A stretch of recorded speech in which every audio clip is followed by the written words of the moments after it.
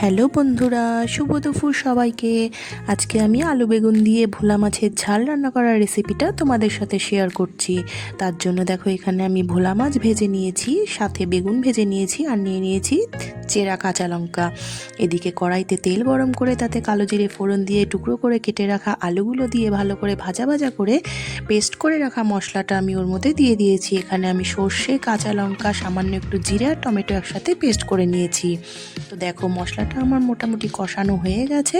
এবার আমি পরিমাণ মতো জল দিয়ে দিয়েছি। ঝোলটা ফুটে উঠলে এখানে ভেজে রাখা মাছগুলো আর বেগুনগুলো আমি এর মধ্যে দিয়ে দিয়েছি। এইভাবে আমি খানিকক্ষণ ফুটিয়ে নেব। এর সাথে সাথে তোমাদের সাথে একটা কথা শেয়ার করি। আমি যে রেসিপিগুলো তোমাদেরকে দেখাই সেগুলো সবকটাই কমন রেসিপি, তোমরাও বাড়িতে জানি রান্না করে খাও, কিন্তু তবুও আমার ভালো লাগে আমি এটা তোমাদের সাথে শেয়ার করতে, তাই আমি তোমাদের সাথে শেয়ার করি। তো দেখো কথা বলতে বলতে এখানে আমার মাছের গ্রেভিটাও মোটামুটি শুকনো হয়ে গেছে।